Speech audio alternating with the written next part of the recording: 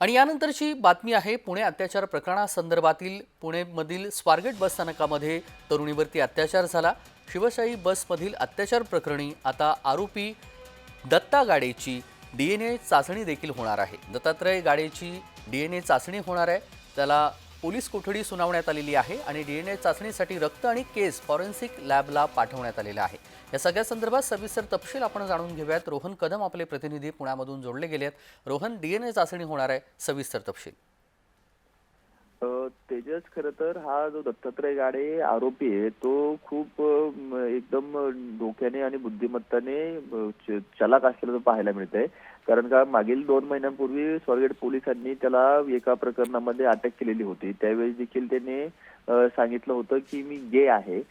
त्यानंतर पुणे पोलिसांनी काही कारणास्तव त्याला सोडून दिलं होतं, सगळे प्रकरण गुन्हा दाखल झाल्यानंतर। परंतु आता जेव्हा त्याला या प्रकरणामध्ये पकडलं त्यावेळी देखील त्याकडून अशाच प्रकारचं सांगण्यात जे आहे ते आलेलं आहे। त्यामुळे ससून रुग्णालयामध्ये त्याची लैंगिक क्षमता चेक करण्याची एक चाचणी झाली, ती पॉझिटिव्ह आली आणि त्यानंतर आता त्याची डीएनए चाचणी देखील जी आहे ती पुणे पोलीस करणार असल्याचं समजतंय। आणि यासाठी त्याचे रक्ताचे नमुने आणि केसचे नमुने जे आहेत ते एका लॅबला पाठवलेले आहेत।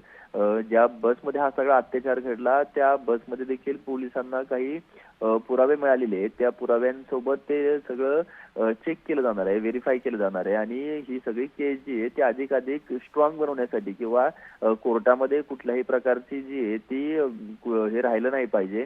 त्यामुळे सगळ्या काळजी जी आहे ती पुणे पोलिसांकडून घेतली जाते आणि जास्तीत जास्त याला शिक्षा कशी मिळेल आणि जास्तीत जास्त ही केस स्ट्रॉंग होऊन कोर्टासमोर कसं सिद्ध करता येईल यासाठी पुणे पोलिसांनी पावले उचललेली आहेत। त्यामुळे डीएनए चाचणी केली जाते। डीएनए चाचणीच्या माध्यमातून मोठी सगळी ही केस स्ट्रॉंग होण्यासाठी पुणे पोलिसांना मदत होणार आहे।